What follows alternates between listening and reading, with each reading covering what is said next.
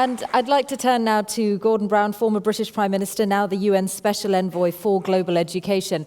Mr. Brown, the fact is we haven't managed to meet the Millennium Development Goal on education. Now the ambition is being set higher. Where is the money going to come from to deliver it? Well, let me first of all thank the Norwegian government for bringing these issues onto the table today, because as the Indonesian minister has just said, this is not just a technical issue. This is essentially a civil rights struggle on behalf of girls and boys who have been denied a basic right, a basic human right to education. And we must make the ambition clear that we will be the first generation in history, and we are determined to be it, where every single child goes to school. And that's why I'm so pleased. That's why I'm also so pleased that Malala is here with us today.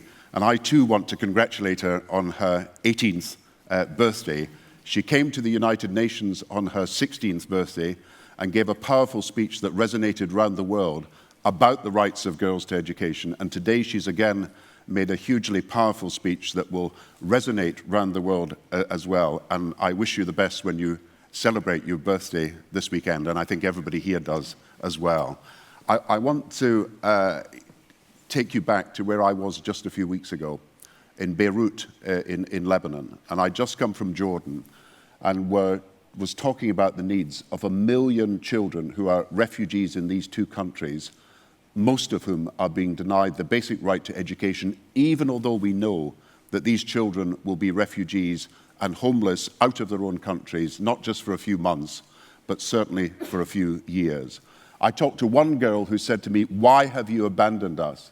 I talked to another young boy who said he wanted an education, was desperate to get to school. I said, what did he want to be? And he said he wanted to be an engineer. And I said, why? He said, I want to rebuild Syria. And we have got to give these young people the chance to plan for the future, and it is education above all that gives them hope. Now, what's missing there is not the schools, because the school places are available. The Minister of Education is here and has made them available in a double shift system in Lebanon. What's missing is not the teachers. The teachers are there to teach the children. What's missing is not the political will on behalf of the Lebanese government, for whom I'm very grateful for their initiative. What's missing, unfortunately, is the international community's willingness to fund education for these 1 million children. And then go to Nepal and the earthquake only a few weeks ago. 5,000 schools destroyed, thousands of classrooms out of use, 900,000 children on the streets, them vulnerable to being trafficked from Nepal into India, where the figures for trafficking are rising very fast.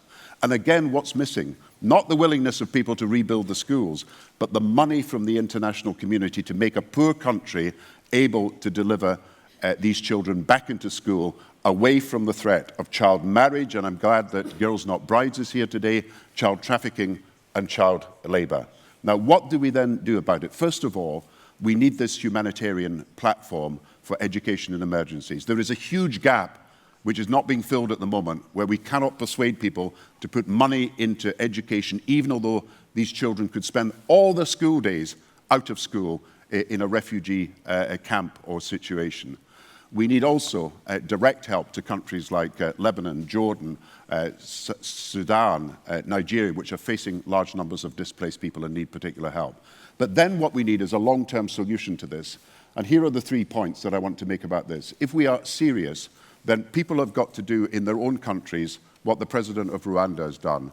Raise expenditure in education to 5% of GDP, 20% of public expenditure. And that's the first step. Mobilize their own tax systems to make it possible for that to happen.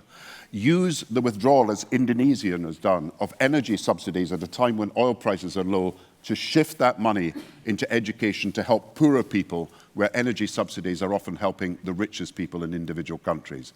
Secondly, we've got to raise international aid. We've got to find new donors, China, the Arab states, who are not part at the moment of the OECD group of countries giving aid. We need to find greater help from individual countries that have cut back.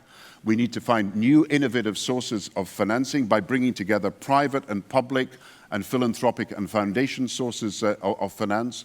We need to look at social impact bonds, which is another way that we could persuade new people to come in and finance education. And we need to do what the Indonesian minister has just said. We need to make this not just a campaign of a few technical advisors who can persuade people that education is an important economic investment. We need the whole mass of people, parents as well as children, saying this is indeed a freedom fight, a liberation struggle of our generation that can only be won by all of us together fighting for this basic right to be achieved. Thank you.